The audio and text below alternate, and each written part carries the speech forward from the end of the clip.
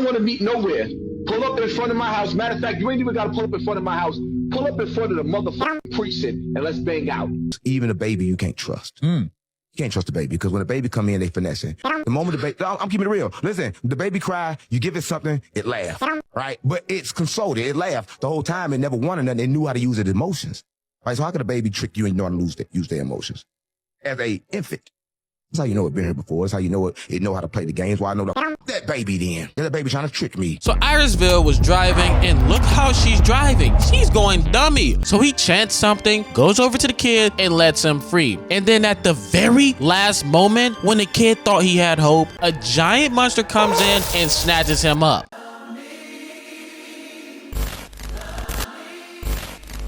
Alright, my beautiful folks, we are now on a Fate Zero route. If you haven't checked out the last video, don't even worry about it because this storyline takes place 10 years before, so you can watch either one. But for those who are new, let me explain really quick what this entire plot is about. I will be quicker with this one because I did explain all of that in last video, but I will make sure to tell the important parts. So a war called the Holy Grail War, it is between 7 servants and 7 masters. Servants are heroic heroes from the past or the future, and masters are typically all magi, more commonly known as people who can use magic. Now the reason this war happens is because the Holy Grail chooses who it thinks are worthy to have a wish granted from the Grail. The only way this wish can be granted is if all the other masters and servants are discarded. Now our main character, Kiritsugu, just had his daughter named Ilia born. This is also the man that adopted Shiro Emiya, who was our main character in the 2006 Stay Night route, which means that Ilia and Shiro are technically related, just not by blood. Now, Kiritsugu ended up marrying to the Ainsburn family with a lady named Irisville. Now, a man named Kirei also has been chosen to join the Holy Grail War. He talks with his father, the pastor that oversees the war, and with a man named Tokiomi Tosaka, the father of Rin from the Stay Night route. Two things. One, I swear, when I first started watching this, I could not get Kiritsugu and Kirei names to the right person. I swear they look the exact same at times. And two, this is legit like one big family war if you really think about it. So Kirei asks, wouldn't it be a problem that my father is the overseer of the war and I'm his son? So Tokiomi explains to him that he does not care about all of that. He is all about getting to that money and winning the war. He wants to ensure that the Tosaka family wins, and they have a long history of quality mages and a deep connection with the church. So the whole plan is to pretend to be enemies while their entire time they would be rigging the playing field from behind closed doors. And yes, Tokiomi is also another participant in the Holy Grail War. So he tells Kirei that he needs to go to Japan and study magic and become sufficient enough to survive in the Holy Grail War, and that in 3 years the war would start. And before this man had just lost his wife 3 days ago. Like, I understand giving someone a new purpose or a new way to live so they don't just fall out and crash out, but dog, only a few days later though? So I'm already seeing how dark this is about to get. And trust me guys, stick with the plot because I don't care what a single person says. Fate Zero is a 10 out of 10 anime. Generally had me staring at a fridge for 2 straight days. Now, 1 year before the war actually goes down, we meet another man named Kariya. Literally, when I first watched this, Kariya, Kirei, and Kiritsugu were killing me, man. And look at the child version of Rin running up to him, calling him Uncle Kariya. See, I told you guys, this is legit like one big family war. Someone is always connected to someone. Like this was a high school or something. So he asks where her sister Sakura is, and once again, another family connection in the Stay Night route. If any anime has a generational beef, it's this one. So the wife explains that Sakura has been adopted by the Mato family because over the years, the quality of mages in the Mato family have been declining, and Tokiomi can only pass his crest to one of his talented daughters. Bro went 2 for 2. So Kariya has a bad history with his family. Kariya had even left and abandoned them because of the wicked and disgusting practices they had, but he can't let them do Sakura like that. So he goes and talks to the old man about getting her back, and in her place, he would participate in the Holy Grail War. So the old man is like, oh, is that so? Who says the Holy Grail will even pick you? Well, if you really want to save that little runt, then spend a few weeks in the pit. Oh, and by the way, you might want to hurry up because I already threw her in there 4 days ago. And then we just see her paralyzed from shock. And today, he had her in there for 12 hours. Oh nah, pack this man all the way up. There has to be a better way to make sure your mages are better trained. He just wants to be on some devious activities. So the old man tells him, here's the deal. First, the girl will be educated here for 1 year. Then next, if you manage to get the Holy Grail, then I will let go of Sakura, and finally, start by staying in the pit for 1 entire week. Ref, do something. This man must be stopped. So now we get to the present day, and the teacher was pissed off because of a student named Waver Velvet, a future master in his route. And I know the routes might sound confusing, but think of it like a video game that has multiple separate endings. You have a main plot, and that can change based off each playthrough and perspective. Similar things happening, but different at the same time. And for Fate Zero, literally think of it as Zero, the start of Fate routes that branch into the main anime plot. So the teacher starts joning on him in front of the whole class. So Waver heads out and ends up running into the mailman, who gives him this mail, which was meant for Kana, which is the teacher from earlier. But he ends up stealing the package. He goes to the library and starts figuring out about the Holy Grail War. The 7 heroic hero classes: Archer, Saber, Lancer, Rider, Assassin, Caster, and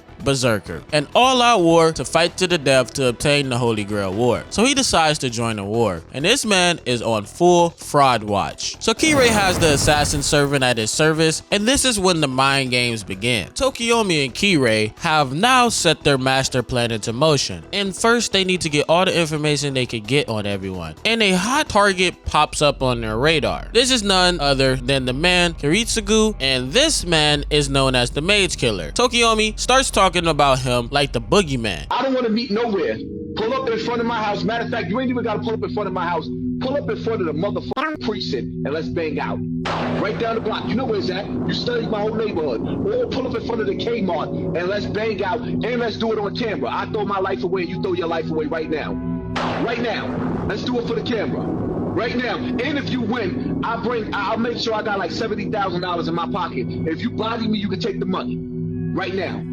I hate you, nigga. He's bombed places in public. He used poison in public. He even blew up an entire jet because his ops were on it. But let's slow our roll. The backstory will be done. But on the other hand, Kiritsugu also had information on both of them too. Also along with Kariya and Kana. But he deems Kirei the most dangerous and worrisome of them all, instantly putting respect on him. But they both knew a dog when they heard one. So after a week, the girl actually does choose Kariya to participate in the war. And look at how the bugs are crawling in this man's veins. So the scabbard, if you guys know or watched the last video, it was in its full form before anyone had put it inside their body. Iris Veil was actually created as basically a sacrifice for the Holy Grail. She's not a full human, and once near the end of the war, she will actually become, or more so, fused with the Holy Grail. So her entire life is meant for her to basically just die. In this universe, she would be considered a homunculus, which means a man-made object created for a specific person, usually with magic. So before Kiritsugu put the scabbard inside of Shiro, he put it inside Iris Veil. So everyone started summoning their heroic summons, and they were coming out super clean. Waver got a Rider, Kariya got Berserker, Tokiomi got the Archer class, whose name is Gilgamesh, and Kiritsugu got a Saber. So Kiritsugu was outside playing with his daughter, and to Saber, she thought he was a man that was colder than that, not really able to capable of doing things like this, because Kiritsugu hates every single thing about the Holy Grail War.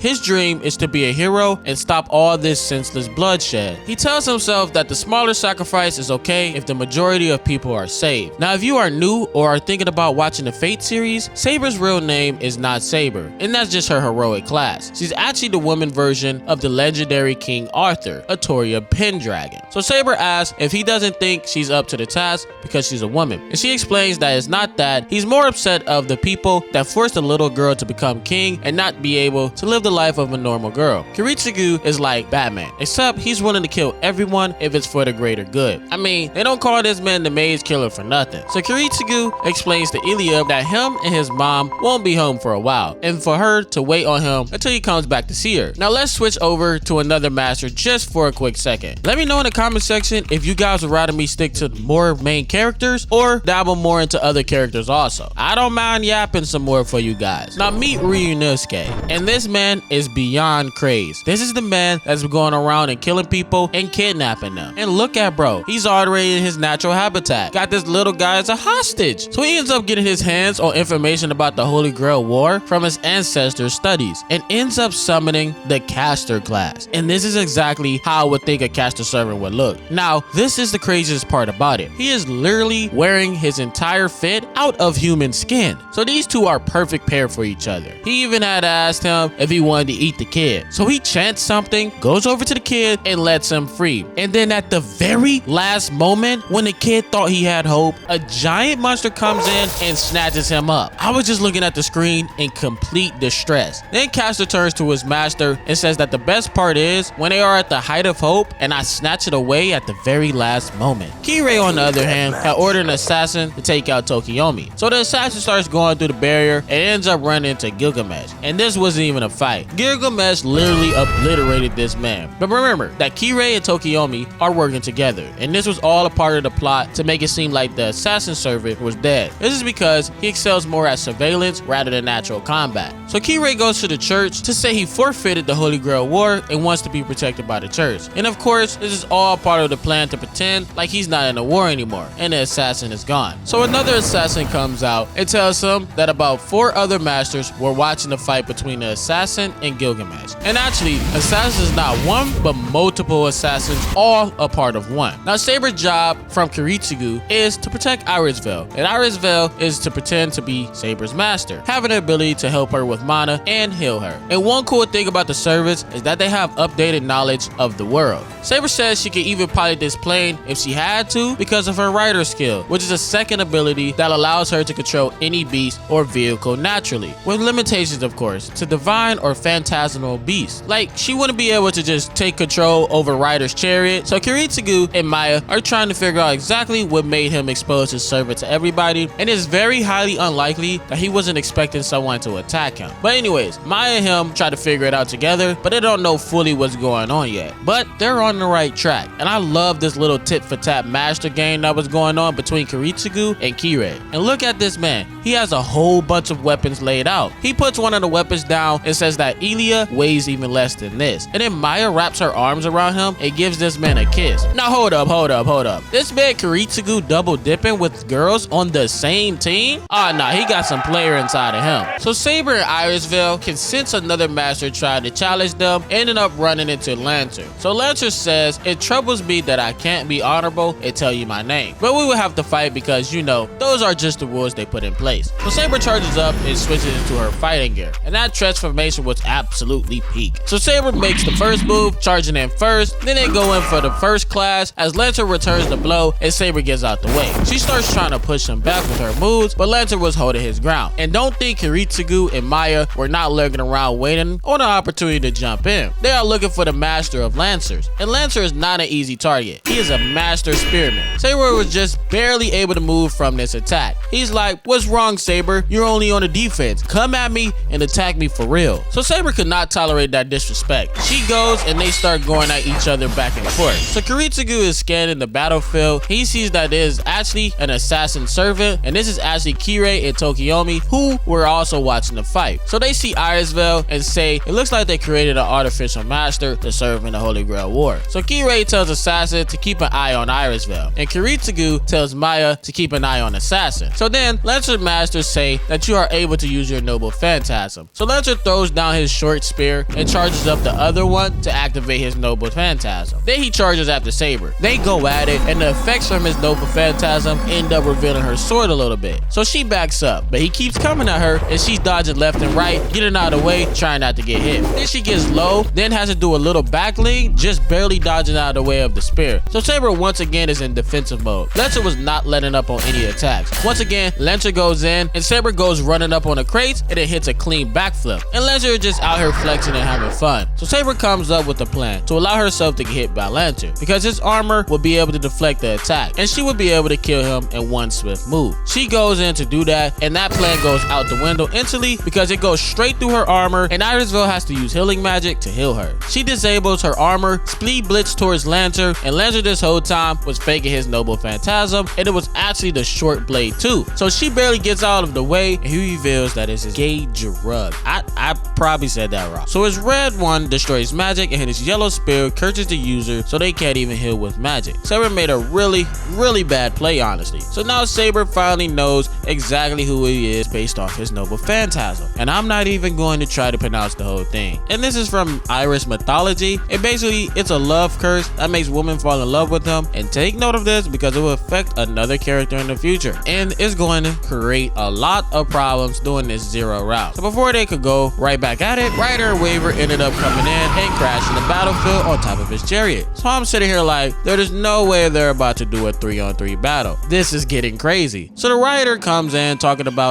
what if you guys just give up and work for me and my army, and then we just share the grail together because I am the king. So they're both extremely pissed off at Ryder for even offering such an insulting plan. We have to remember, guys, Saber was the king of Britain, so she cannot stoop down to a retainer. This is just complete blasphemy. So Ryder was like, wow, you're the king of Britain? I didn't expect the legendary king of knights to be a little girl. So Saber says, how about we fight then, king of conquerors? And that right there is why I absolutely love Saber. She doesn't back down from anyone. She's always trying to catch a fade about whatever and whenever. I'm just saying, if you're a blonde head, Saber needs to be one of your idols because she might be the greatest blonde of all time. So finally, Lancer's master comes out from the shadows and shows himself. And if you guys remember, Kenneth is actually the teacher of Waver. And Kenneth is like, oh, so you're the one who stole my stuff and then summoned Ryder. So Ryder was supposed to be mine, technically speaking. And Ryder is like, this is my one and only true master because unlike you, he rode out here to the battlefield with me and you're hiding in the shadows. And guys, he actually dragged this man into the war. He did not want to pop up on them. And then everything just got worse and more intense. This man Gilgamesh pops up. He's like, wait.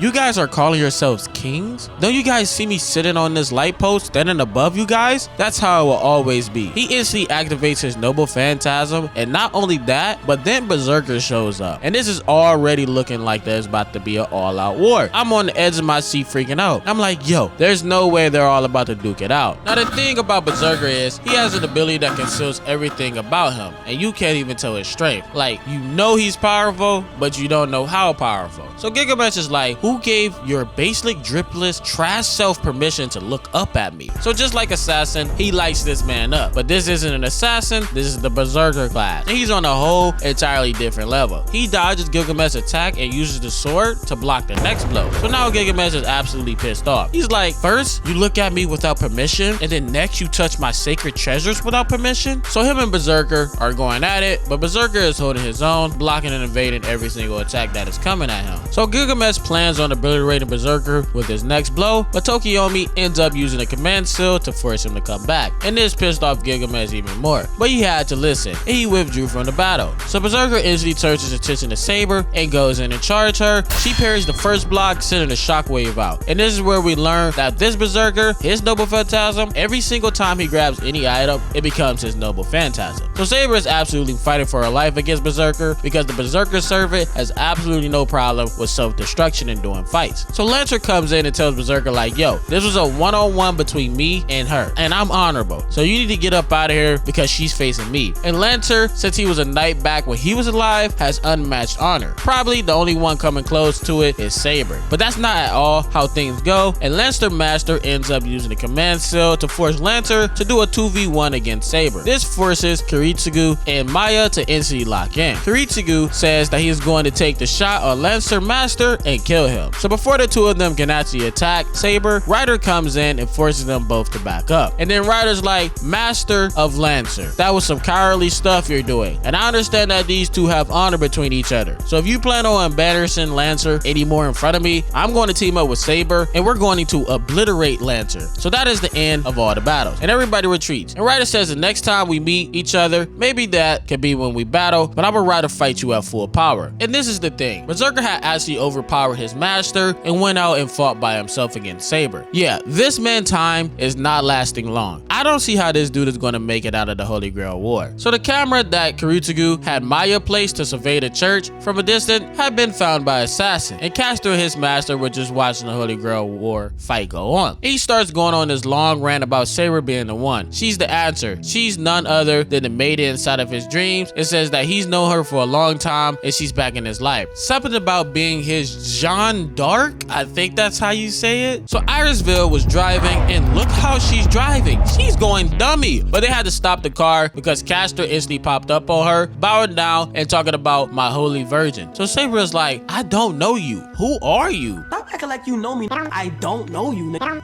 I don't know you, nigga. He kept referring to her as Jeanne d'Arc, who I absolutely have no idea who it is. If somebody in the comments could tell me, is this from any of the main route series or is this from a spin-off series? So once again, another caster in the series is going on to talk about that the Holy Grail has chosen them. He knows how to get the Holy Grail without any fighting at all. And Saber sent an attack towards him and said, if you keep being disrespectful, I'm going to fight you right here, right now. So he's like, oh no, she must have lost her memory. Don't worry, I'll save you from this curse. And then just disappears. And look at Castor's master. Look what he's doing. Oh my goodness. These guys need to get locked up instantly. I can't wait for one of them to get packed up. Don't keep them around too long. So Castor was absolutely pissed. He came in and instantly wiped one of them out. I mean, there are 3 other ones pinned up. I have to blur this out. I don't even want to say any of the words because I know YouTube will expeditiously flag this. But for those of you that have watched already, you know what's happening here. And for those of you that have not watched it, like I always say, please watch the original anime. Hello everyone, I'm Broken Skull.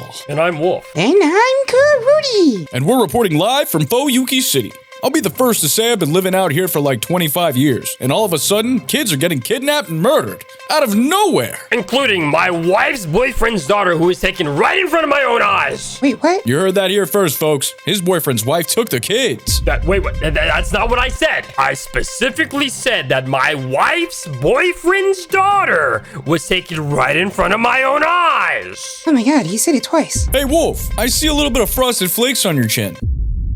Let me lick it. Let it ride. And this is exactly why I hate this city, bro. I hate these people, man. Never mind. You know what? Take my daughter. Wait, he's just giving up the daughter just like that? Let it ride. I must reiterate the severity of what's going on. Kids are being taken, and Wolf's boyfriend's sister's wives are now taking daughters. Fuyuki City is spiraling into madness. Oh my god, they just keep bringing it up. Moving on. This is all happening in the span of only a few days, and we still have no knowledge as to where these kids are. But the fire, I see it in my head. In my head. Stop metagaming, bro. Damn. Sorry, folks. He's a poor intern. Brother Broken, bring it back. New insider reports suggest that aliens are behind the mass disappearances, and a coalition of unknown hooded figures are headed to Area 51 to attack and reign injustice. But, according to my grandfather, that crazy old geezer, they are heroes? And your granddaddy did? Shut up, poor intern. And now on to our next story on how Broken Skull broke his Pinar, and in the process cost the lives of 100 Burmese What is this story? Oh my god, I love that story. Tonight at 10 on Freaky 3 News.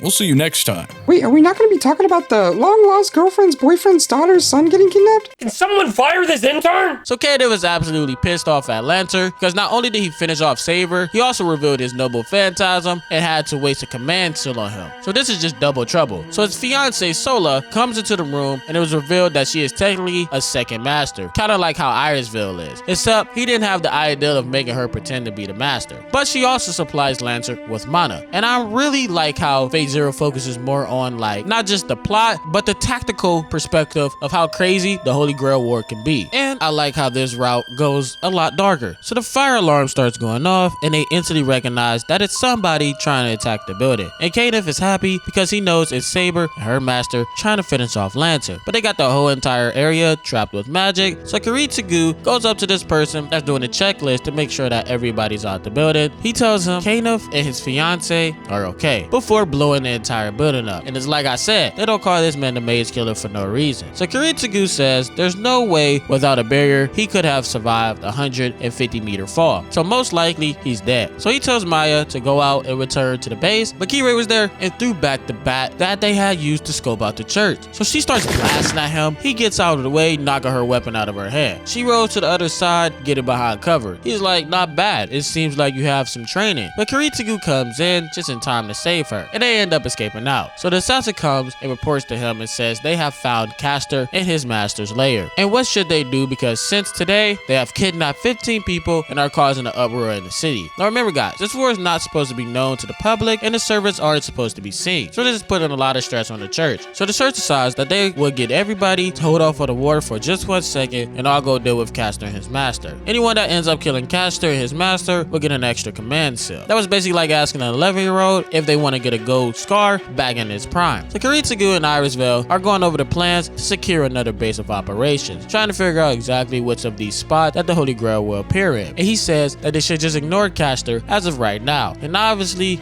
Saber Noble Self was not okay with that. She says that they should go after him right now and that his evil deeds should not be able to get away with and take them out before he could cause any more damage. And literally up until this point, Kiritsugu still has not said a single word to Saber. So 18 hours have passed since they last thought they had killed Kanof, but they soon realized that Saber's abilities have not come back and her wound hasn't healed. So that means that he is still alive along with Lancer. And he says that when they are trying to take out Castor, he will go from the flanks and take out the people from behind. Saber obviously hates this idea because she's like, yo, how far are you willing to sink just to win this Holy Grail war? There are rules to this. And I'm about to call this man Keep Walking Down, because that's exactly what he's all about. So he keeps talking to only Irisville and says that the church is holding Kirei and says nothing about it. So nobody in this war can be trusted. And I agree with him because nobody in this war can be trusted. You can't be noble during a time like this with no noble people. It's like doing karate versus somebody that's throwing real punches. You're going to lose. So Kiritsugu goes up on top of the castle and he's talking to Irisville and asks her what if they were actually to just run away from all this, get their daughter, and just leave. He says they could do it in time, and he also says that Kirei has his sights on him already. He's the most dangerous one of them all. And I'm pretty sure a lot of people can relate to this because every time he's happy, he's sad because he knows it's not going to last long whatsoever. But this is why you need a W girl by your side, because Irisville just grabs him and tells him, you already know if you don't complete what you have to do, you're just going to end your life. This is your purpose, and you know what you have to do in this world. So Castor actually brings the fight to them, and Saber goes out there to finish him off. But he's not the only one attacking, and Kanof comes in to fight Kiritsugu. And Castor came in with all these kids. It even packed one up already. I mean, look at this man. He is devious, letting this kid run to her thinking he got a chance, and then instantly turning this man into a monster. So Saber still was not able to use her left hand at all, and before she could get consumed by Castor, Lancer pops up and they both try to take down Castor together. The Kiritsugu is trying to shoot, but he got like some mercury shield. This is when we see his time alter double accelerate, and he gets up out that room. And not only can he speed up his abilities, but he also use time after and use triple stagnant to slow down his heart so the mercury doesn't detect him. So he started blasting again, making him use his entire defense. And when he pulled out his special weapon, this has the ability to shoot through the mercury shield. He got a clean hit off. And don't worry, we will get into this ability a little later. For right now, just know these bullets are called origin bullets. I will go into more detail when we get into Kiritsugu's backstory. So he's dodging around and blasting his weapon. He's like, the same trick won't work twice again. So Irisville and Maya have evacuated the castle, and Irisville says that Kirei is about to run up on them, and they don't want him to interfere with the battle going on with Kiritsugu and Kanof. So they decided to do a 2-on-1, and Maya started blasting bullets at him, and he started dodging them all. And then he went down to the ground. She goes up to him holding up her gun, and instantly gets behind her as she's blasting, and he's using his magical abilities to bounce the bullets off of him. And then she pulls out a knife, but he blocks that and then blocks it with another one slashing down. She tries to go in, but he's levels above her, almost hit her face. She tries another attack, but he grabs her, punches her in the stomach, flips her around, slams her on the ground, and stumps right on her. So I'm like, Irisville, you might want to go help a sister out. So Irisville comes in using one of her ability, ends up tying his hands to a tree. But that didn't work out at all, and he ends up breaking out of that pretty easily. Walks over to the girl and kicks her in the face. And while this is going on, Lancer and Saber are still struggling with Castor, and they say that his ability is all coming from his book, and they have to destroy that in order for all these monsters to stop spawning. So Saber uses Strike Air and obliterates some of the monsters as Lancer cuts the magic book. So it looks kind of bad for Kiritsugu because he's cornered, and Kanof is talking his talk as Kiritsugu shoots him again, and he once again stops the bullet. But one thing I want you guys to know is that the stronger the person using magical abilities is, the more effective these bullets will be. So it goes right through his defense and absolutely tears this man apart. But before he could finish him off, Lancer and Saber had dealt with Castor, and Castor ended up running off. So Lancer senses that his master was in danger, so he comes in just in the nick of time and saves him. And before he leaves, he says, you better be lucky that me and Saber have respect for each other, because I would end you right here and right now. And he jumps out the window and dips out. So Kirei is over here choking out Irisville, and I'm like, is he about to end her? And he also recognizes that she does not have any command skills, so he knows she's not a master. He's like, did Kiritsugu tell you to come over here? There's no way that you came over here by yourself. So Assassin tells Kirei that Lancer, his master, have left the forest, and also Castor has left too. Soon, eventually Saber will show up here, so he grabs Irisville's mouth, covers it, and then stabs her in the stomach so nobody can hear her scream and it throws her on the ground. So about time when Saber comes in, it looks like they both are finished. But Irisville had the scabbard inside of her and it healed up all her injuries. So Irisville goes over to Maya and ends up healing her injuries too. So now this is just a little quick backstory of Lancer, but Lancer's love curse actually made the king's daughter fall in love with him. He got upset over that and this made him a traitor in the king's eyes. But the thing is, Lancer has absolutely no control over this ability, which, foreshadowing ahead, affects Sola in a crazy way, which destroyed his honor and the king banished him, so he ends up suffering from that and having his honor take a hit. Turns out Kadov did survive the last attack, but he can't use his magic circuits anymore because of what the Origins bullets did to him. So Sola comes and grabs this man's hand and keeps telling him, you need to give me the command cells so I can become Lancer's master. He says that Lancer wouldn't even do that because he is too noble. So she starts breaking one finger after the next and then tells him, I would hate to have to amputate your arm in order to get these command cells. And at first when I watched this, I was like, wow, she really just betrayed her dude like that just to get the command cells? It's really crazy. Like, you can't trust nobody in the Holy Grail War. Except for then, when I started doing a little more research and paying attention, she was actually under the love curse because it affects women around Lancer, and she's becoming madly obsessed with Lancer. So Irisville goes to Kiritsugu and asks him if he's mad at Saber for not dealing with Lancer. He tells her that he knows that Saber trusted Lancer, but what if Lancer betrayed Saber and ended him right then and there? So there's absolutely no trust between Saber and Kiritsugu. So she goes up to Lancer and tells him that Kadov has left the battle and made her his new master. And at first, he couldn't accept it. So he's like, what is your reason for the Holy Grail War? Is it for some selfish reason? She says, no, all I want to do is heal my husband. So he gets on board with that and she becomes his new master, although they are not fully connected. He can't sense her presence and she can't sense his presence. Now let's switch over a little bit to Ryder and his master. Also, I know I haven't been talking about them too much because most of the time they really doing anything. Just watching the war and staying out of the way for the most part. But Waver ends up coming up with a way to be able to find Castor's hideout, and then the both of them end up going to the hideout. And I'm telling you guys, the things he has set up in that place, it was just a whole bunch of corpses on the ground. But if I saw this in real life, I'm not gonna lie, I would have had the exact same reaction as Waver. This is unbelievably crazy. All these innocent people just wiped off the map instantly. So the assassin had already set up shop here, and they were trying to force Ryder to use his noble phantasm, and this proved to more people that the assassin is indeed not dead. And the Ryder sees that they are at a disadvantage, so they dip out and burn the whole place while they're at it. Now let's quickly go over Ren's adventure real quick. And yes, this is our homegirl from the Fate Stay Night route. And honestly, she might be one of my favorites. Maybe until I get the updated Shiro. But right now, I do like her character a lot. So her father has always been teaching her magic since she was a little girl. And he ends up telling her that he's going into the Holy Grail War, and she fully understands it, but that doesn't mean she likes it. So her father ends up giving her a compass that if the needle is shaking way too much, means that something with magical abilities in this area that's way too powerful for her to take on right now. So she figures out that all the kids are going missing in school, it's even some of her friends. So she goes out searching for them with the compass and ends up seeing Castor's master, and she ends up going to the subway and sees all the kids either being mind controlled or basically like unconscious, like something like walking zombies. So he ends up finding her. He's like, wow, did you come here to help me and everything? On that creepy deaky stuff. So she realizes that he's using magical bracelet that is making him control everything and starts throwing stuff at him, and then tries to get the bracelet up off of him. But at first it overpowers her and she can't do anything. And then she turns up and starts using all her magic mana and ends up breaking the bracelet. So she and the other girls end up running out, and then the cops came in and saved them. And then for some reason, I guess Karia comes in and makes her go unconscious, and then I think he was trying to make sure she was safe. I mean, I wasn't thinking he wouldn't do anything to hurt her, but look how this man is looking. He is extra down bad. But her mom did end up popping up, and Karia comes in and says, yeah, don't worry, I will win the war and save Sakura for you, and then heads out. Now keep in mind that Assassin is watching all of this, and like I said, Fate does not have any wasted words in it. Everything ties into something or adds to the plot. And the reason I want you guys to remember this scene is because Kirei comes up with a devious plan later down the road. So Irisville gets alerted again that another servant and master are approaching them, and it's Ryder and Waver. And just to let you guys know, Ryder's true name is Iskander or Alexander the Great, but he did not want to fight. He wanted to see which king is most worthy of the Holy Grail, and ends up having a drink with Saber. And not only did he bring Saber, but he also brought Gilgamesh to drink too. But Gilgamesh was super elegant. It was like, I'm not drinking this filthy Nike Tech drink, I'm a quarter zip guy, and spawns in some more drinks. So they start talking, and Saber says that to be a king is to put the people first. Their way of being king is that the people must put the king first. And then Saber tells them that she would use the Grail to wish that she was never king in the first place, regretting her reign in Britain because she thinks she was a horrible king king and let down her kingdom. So they go back and forth for a little while, and then all the assassins pull up on them. So then Ryder tells them to stand back because he's about to show them how a real king does it. And he literally does a domain expansion. In this universe, it's actually a noble phantasm, of course, but it's known as a reality marble, which is the servant's mental image materialized into the real world. So Ryder and his entire army slaughter all of the assassins, and finally Kirei actually loses his servant for real this time. But this is all a part of their plans to see Ryder's best ability. So before Ryder heads off, he tells Saber that he is no longer interested in her because to him she is also not a king anymore, and then heads off. And then Gilgamesh tells her that he offers her marriage as his wife, and if she still wants to prove her love for him, she could do that also. And then he takes off. Also, Saber tells Irisvale that once a knight had left her round table and that maybe all the others share the same feeling about her. So now the entire time, Gilgamesh has slowly been grooming Kirei. Now I know that sounds crazy, but it's true. And who does Gilgamesh think he is feeling like? Bro got on a Cuban chain and is drinking some wine. For sure my top 3 favorite servants so far, behind Saber and Archer. So Gilgamesh explains to him that even though he lost his command seals due to his servant being obliterated, the Holy Grail would choose someone worthy, and it's not too unlikely that he would get chosen again. So Saber, Maya, and Irisvale all go to the new hideout, but Saber notices that she hasn't been picking up anything all day and is avoiding doing so. So Irisvale reveals to her that since she is getting closer and closer to becoming a Grail, all her strength is leaving her body, and she's become somewhat like a walking dog. She can't even grip Saber's hand using her full might. So Castor and his master end up coming back to their base, and they see that it is totally destroyed. This man fell down to his knees. Like, bro, get your crazy-tailed self up. They started talking to each other, you know, crazy to crazy, and decided they would show them a real drastic event, something that would blow away everyone, and his master would never be bored. Yo, look at this freaked out man. Even a baby you can't trust. You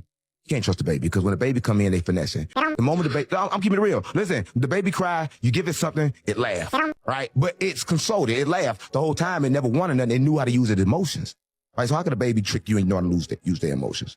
As a infant, that's how you know it been here before. That's how you know it know how to play the games. Why I know that baby then. That baby trying to trick me. You don't fuck about no baby. This fucking baby trying to trick me is laughing. It's all it wants is a fucking food. As soon as I give it to it, it's gonna act happy and it's gonna cry again, act happy and cry again. Fuck that baby, right? No, I'm keeping it real. It's a fucking finesse. Right? A baby is a finesser at the age of fucking 0. Bro got saliva glued to his mouth just from talking. So sunset hits and Castor starts his sinister plans using a bunch of mana and alerting all the other participants in the war. So Sola tries to go with Lanter and fight by his side, but he tells her to stay out of the way because they are not fully connected and he would be too extracted to know if something bad happened to her. And who's Saber feeling like pulling up in the whip like this? So she sees Castor and this man transform into a dang BO3 tentacle monster. So Ryder, Lanter, and Saber all start making up a plan to deal with Castor. And Ryder asks how Saber would be able to reach Castor if he's in the middle of the water. She looks at him and says her body has been blessed by the Lady of the Lake. Yo, Saber has crazy feet. It's no wonder they have to nerf her all the time. She might just run through everyone if she had the will to do so. I mean, don't get me wrong. I know we see her get beat up a lot. And Gilgamesh, if he wasn't so cocky, could most likely give her a run for her money because he is also busted. But still, some servants are heads and feet above others. They still seem to balance them out pretty well though, except for Assassin. But obviously that Assassin was more of a recon. So they literally have to bring in the Air Force to come and see what was going on. While Saber is still trying to slice it, it literally just keeps regenerating over and over. So this is putting huge stress on the church, and his father is like, well, maybe we have to ask the Mage Association to cover this all up. And then now him and Tokiomi are about to head into the battle with Castor. And the whole point of this is for Gilgamesh to get the last blow so Tokiomi could get the command cell, which is all a part of their plan. And look at this man Gilgamesh on top of a freaking throne / spaceship talking trash. And this situation started to get even worse because people started popping up and trying to see what was going on. So Tokiomi asked Gilgamesh to help out, and Gilgamesh sent in a couple of artillery strikes blasting right through it. But even that didn't do enough damage, and it even regenerated again. So then the jet finally gets to the purple mist and they see that it's a monster, and then the other jet decides to get in close and eventually gets wrapped up and absorbed, which charged up Castor even more. So he's like, alright, I gotta spin back for my homie. And look at Berserker on top of the jet. So Berserker turns the entire jet into his noble phantasm, and even though they're supposed to be fighting Caster, Tokiomi ends up saying, I'll go deal with Kyria. So Berserker instantly went after Gilgamesh, so Gilgamesh started blasting at him, but Berserker was out there moving way too cleanly, even flying right above him. And this man Gilgamesh noble phantasm has tracking on it also? Like, how busted can this man be? So they just start having a dogfight up in the sky. This scene was literally blowing my mind. Coming from 2006 to this was an amazingly huge jump. Tokiomi pulls up on Kyria and they get ready to throw down. Tokiomi explains that if he wanted both of his daughter's special magical abilities to be developed, they need to send them off to another family. And because Kyria rejected the motto line, he's actually the entire reason Sakura got her magical abilities. And the reason is because Tokiomi can only pass down his crest to one of his daughters. So they start throwing down and look at Kirei in the cut, waiting on a chance to come in and attack. And at this point, I had absolutely no trust in this man because not only was he talking to Tokiomi's servant, but he had also been moving very weird and mysterious. And this entire time, I did not know if he was going to attack Tokiomi here or if he was really going to take care of Kyria and Caster. So Ryunosuke was over here extremely excited about all the chaos that was going on, and then all you hear is a sniper shot, and this man Kurutsugu sniped him, and then he ends up dying.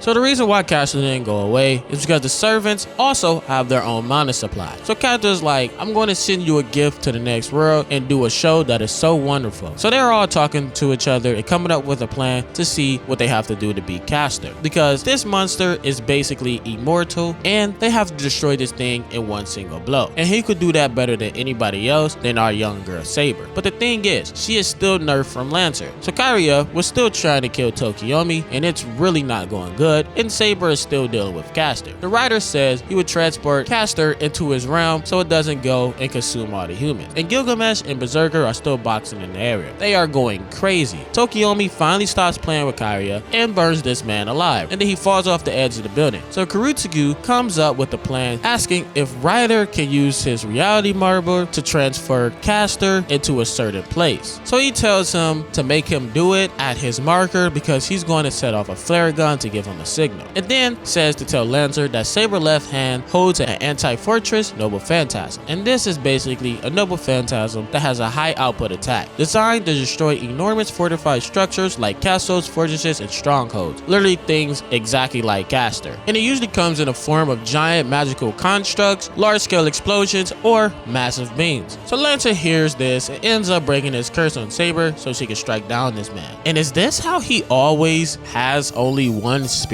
So she's finally able to use her left hand again, and now Saber is turned up. And then she pulls out that sleek, elegant golden Excalibur, flexing on the boys and running right.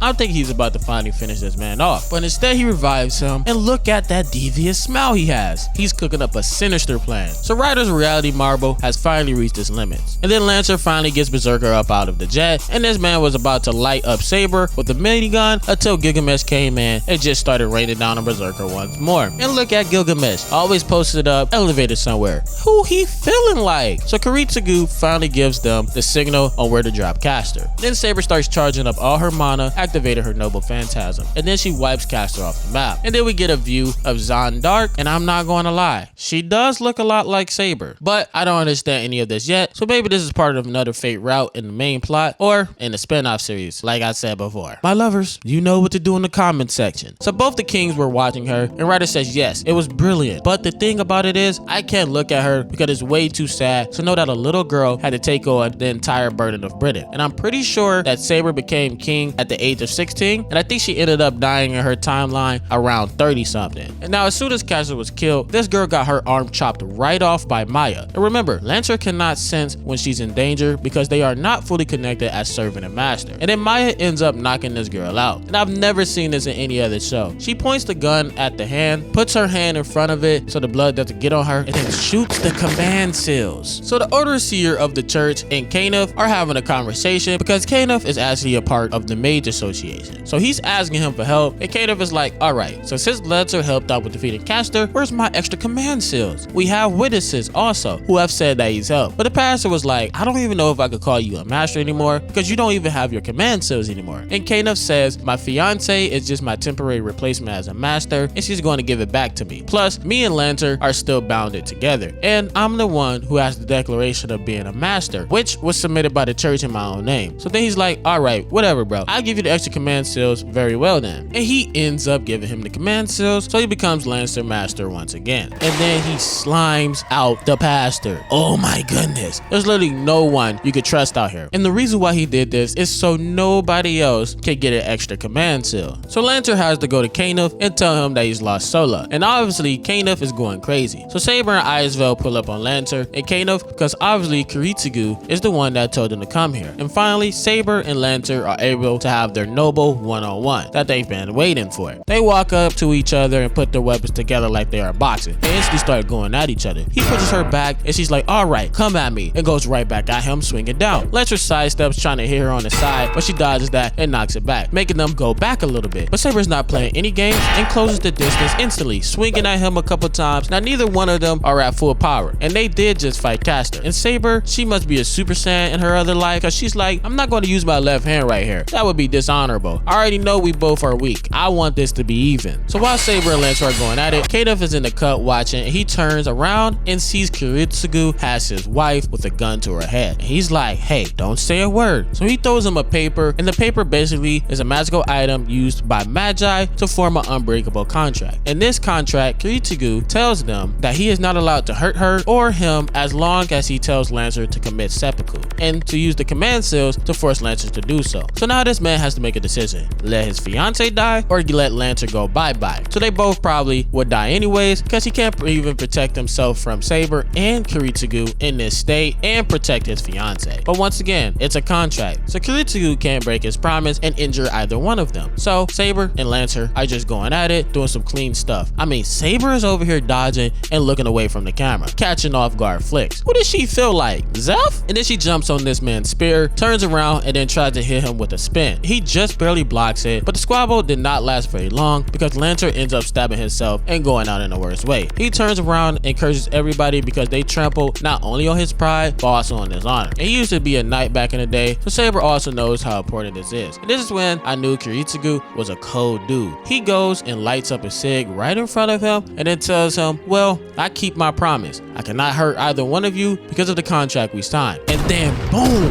him and his wife get blasted by Maya. Yeah, this man is ruthless, and Saber is utterly disgusted, and still this man Kiritsugu does not say a single word to Saber. And then as soon as he leaves, Icevale ends up passing out because the closer they get to the Holy Grail War ending, the closer she gets to merging with it, just in case you guys forgot. So Kirei ends up fighting his dad at the church. He goes to tell Tokiyomi what happened, and Tokiyomi has to come up with a change of plans, and Gemes goes up to Kirei and says, you don't seem too upset that your father has been assassinated. Is it because you wanted to kill him? And then he just disappears. So Icevale was still replenishing herself in a circle just to maintain herself. And Maya comes in and tells her that the Tosakas are trying to speak for a peace treaty right now. And they meet at the Fuyuki church. And then we get a small little flashback of Tokiyomi telling Ren that one day the Holy Grail will appear and it's the responsibility of the Tosaka family to obtain it. And if she wants to be a mage, she must follow the path of a mage and take this book and study it. And this is the last time she's going to see her father, because we're going to get into that in just 1 second. So in order for them to become partners, they say that they will have to do a temporary ceasefire as they deal with the other masters. But the only way they will agree to this is if Kirei is banned from the Holy Grail War and has to leave Japan entirely before tomorrow morning. And if you guys continue to accept him, then will we not be able to trust you? So Tokiyomi tells him that they are right, you have to leave the war. So Kirei says, I'll be out first thing in the morning, but Gigamesh gets into this man's head one more time. And then that's when Kirei tells him that he has all the other command seals because his father left him a gift before dying. And then tells Gigamesh that Tokiyomi and his father this whole time had planned to make the servants kill themselves anyways with the command seals. So Gigamesh is like, wait, hold on. So you're telling me this whole time Tokiyomi has been showing me fake loyalty? Then it was just raps from that point onwards. So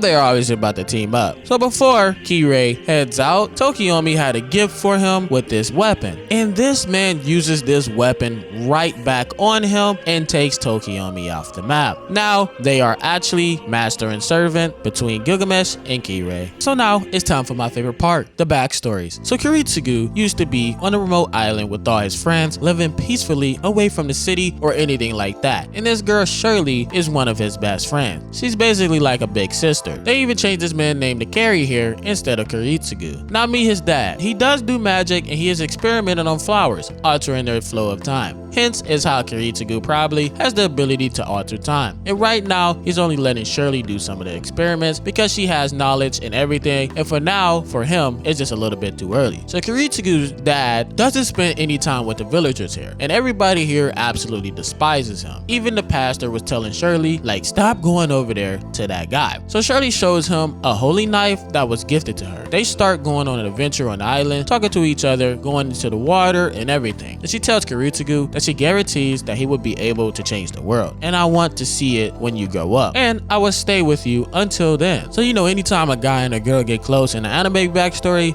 something's about to go terribly wrong. So her dad comes in and says, you didn't go to my artillery last night, did you? He's like, no, I didn't. So he goes out looking for Shirley because she hasn't been seen all day. He goes and finds her and she has a whole bunch of blood from the chicken coop. She was over there devouring the chickens. So she's like, I just wanted to prove that your dad's research worked, and I guess it doesn't work. So she's transformed into a dang vampire. She tells him to use a knife to end her. And at this very moment right here is so important because this changes Kiritsugu's entire perspective for his entire life. So he couldn't kill her. So he had to go get the pastor, and they are all getting turned into vampires. The entire city gets overrun. So then the mage hunters start coming in and taking out the vampires and burning the entire village down. So the news of the vampires doesn't get out. I mean, even the pastor got turned into a vampire. But luckily this girl named Natalia comes in and saves him and starts blasting. So he asks her what happened, and she tells him that these are called dead apostles, but we'll keep calling them vampires. And one group are the executioners from the church, and another group is from the mage association that makes sure no one knows what's going on. And Natalia, on the other hand, is a mercenary, an enemy of the mage association. So she has came looking for a mage who has the ability to turn somebody into a vampire. She asks him, do you know anybody that has the ability to do this on the island? So he goes to see his dad, and his dad is destroying evidence and everything. And his dad really did not care about him. He's faking it. He's like, oh son, it's a relief that you're still alive. So he asks his dad, why are you studying these apostles? He's like, how do you know about that word? And Kiritsugu was like, Shirley used one of your magic potions on herself and turned into a vampire. He was just like, oh well, I don't really care. That's tragic. So next thing I know, Kiritsugu took his own father off the map. Yeah, that get back for Shirley was absolutely insane. So she tells him that his origin is severing and biting, which is a little bit different from destroying and regenerating. Natalia shows him these bullets that have hit with them. Anybody with a magic circuit that's active, the bullets will trip the circuit and reconnect them improperly. One shot can take down any mage. The more powerful the mage, the more powerful the bullets. And he has a total of 66 bullets. And the way she created these was by taking it from his rib bones, thus creating the mage killer. So years upon years he trained under her, and this woman was not a motherly woman. She also had a hard childhood growing up, and she was teaching him everything she knew. This man went to war, he saw other people dying and everything, and then one day came where he really couldn't save everybody. So Natalia gets a target once again, and this target had given her the slip once before, which has only ever happened one time, and it's the same person. So this is a high value target, and at this point they have been working together for a very long time and had developed a special bond, even though they don't really show it. So she goes to the airport, tracks down the target, he goes and does his own target and takes him out. So she ends up assassinating him on the plane, end up getting the case that she came for with all the bees in it, so it doesn't affect everybody with him. The thing is, the people ended up becoming zombies on the plane from the bees because he had a self-destruct mechanism inside of himself. So if he died, the bees would be released. She didn't think of the bees being on the inside of him, so she's stuck on the plane with a whole bunch of zombie type passengers. Also, Natalia doesn't have a parachute, so the plan they had to come up with a fake ambulance wasn't going to work. So she tells him that she's going to land the plane, and in the meantime, can he keep her company? And of course Kiritsugu agrees, and then he gets on a boat, and Natalia is in the cockpit and had locked the passengers out. So I'm like, hold on. why is he on a boat and going to the water if he need to be there when she lands? Is she about to crash land in the water or something? So they get to talking back and forth, and she admits that she felt like a mom towards him and that he's her only family. And he's like, yeah, you're my only family too. And this is why I said that the Shirley situation defined his whole life, because he never wants what happened on the island to ever happen again. So this time he pulls out a rocket launcher and blows the entire plane up with his only family member he's known for years. His motto is, the little sacrifices are better for the greater good, because he doesn't know how many people would have died if she landed that plane with a whole bunch of those zombies in there. So not only did he have to see Shirley die, not only did he have to see his whole village get burnt to a crisp, and not only did he have to kill his biological father, but he also had to kill his adopted mother. So he finally goes to Irisvale and gets the scabbard from her, because she is basically coming to the end of her time before she merges with the Holy Grail. So he goes to scope out Tokiomi's house, and he ends up going in and realizes that Tokiomi is dead. So Maya and Irisvale are having a conversation, and Irisvale is like, I want the Holy Grail to be destroyed because I do not want my daughter in the next Holy Grail war, because if there is one, she would be in the next one. So Ryder ends up busting into her new hideout, and Kiritsugu has to use a command seal in order to make Saber go there. And Maya was on the ground and it's not looking too good. And about time Kiritsugu came back, she was already on her deathbed and she ends up dying. And they took Irisvale. So now once again, this man is all alone. So Saber is riding after Ryder because he just stole Irisvale, but the thing is, once she catches up to him, she doesn't see Irisvale anywhere and ends up heading out, because this whole time they got tricked, because Berserker has the ability to transform into another servant and look like them. Yo,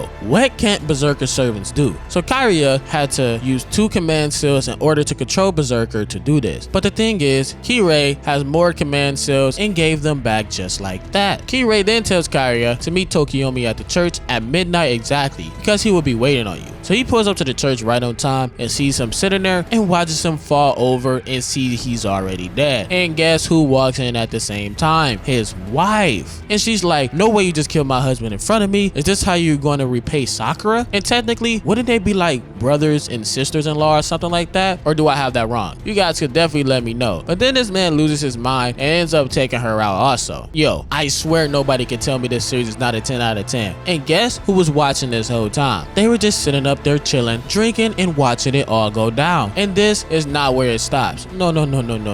It gets even worse than this. So he has Irisvale locked up and everything, and he's talking to her, and she starts saying, you would never be better than Kiritsugu. You would never be a real mage like us. You are nothing like us. And this man literally takes her off the map. So finally, she becomes one with the Holy Grail and gets absorbed. So Ryder and Gilgamesh are finally about to throw down, and he uses his noble phantasm to trap Gilgamesh into his reality marble. But he did not know that this man Gilgamesh has an anti-fortress ability just like Saber, and he destroys his entire reality marble and packs Ryder right up. And then Saber and Berserker were going at it, tearing the whole place up, doing clean moves and going back and forth. But this was until Saber figured out this is actually the knight who left the round table, Lancelot, and she's feeling nothing but guilt. She's like, was I this bad of a king? This is what you've become? But she finally comes back to her senses and locked in and had to end Berserker once and for all. But before he died, he was like, there's no way you're crying over me right now. You're so kind. Everybody at the round table thought you were the best king of all time. And now we are in the final battle, Kirei versus Kiritsugu, and they are ready to throw hands, so he shoots his first bullet origin. But Kirei came prepared and is using command seals to deflect the blast. He has to use time alter to get out of the way of the first kick. He starts zooming and then blasting, but he gets back up, flipping into the air and blocking all the bullets. So as long as Kirei doesn't use his own mana and just keeps using his command seals, the origin bullets will not work. So now Kirei knows he can go double speed and adjust his timing and speed blitzes this man, and he gets punched in the gut, getting sent flying back into the wall. So it's looking like our boy is done. He gets up and starts blasting again, using time alter triple acceleration again, loading another origin bullet and shooting him right in the hand. And the reason why Kiritsugu didn't die last time is because the scabbard was now inside of him. So now Kirei only has his left hand and then 8 more command seals. Kiritsugu uses time alter triple acceleration, and then these boys start going at it. He dodges a knife coming at him, parrying the second blow, he just started farming clips, blocking everything in their close range combat. And then he trips him. Kiritsugu is unbalanced, but he uses time altered square acceleration and dodges the blow at the last second, kicking him and going back, throwing his knife at his foot and trying to reload. But Kirei is on him, slicing up and down, throwing his weapons at him. But he gets the bullet reload off, and look at them boys. They are going at each other. And then right before Kiritsugu could shoot, the Holy Grail overflows and explodes right into them. Kiritsugu gets transported into the Holy Grail and it starts testing him. And I'm telling you guys, go watch Fate Zero. It's insane how this man thinks, and literally he is so committed to his plans that even when the Grail showed him his wife and daughter, he took them off the map too. So finally Saber and Gilgamesh are about to go at it, but Kiritsugu orders Saber to use her Noble Phantasm to destroy the Holy Grail. But this backfired, and I mean, we know that Kirei was the one that reached out and touched the Grail, even though they didn't show it in here. I don't know why, but I'm pretty sure that was the reason why the fire for Fuyuki City had started. But the city was being burnt to a crisp, and Kiritsugu was feeling even worse because he did all this and had not saved anybody. But finally he sees Shiro, and this is what saved this man from not losing his insanity, because at least after all this, he saved one other person. So which wouldn't that mean he's going against his ideology? Because all people lives meant more than one person life, but at the end, that one person life meant more than all the lives going away, if that makes sense. But yeah, this didn't really have a happy ending. Kirei tells Rin that her dad has been killed and that he will be taking care of her as her uncle, and then gives her the same exact weapon that he killed her dad with. So Saber actually ends up getting teleported back to her home, and she is in the exact same spot that she left in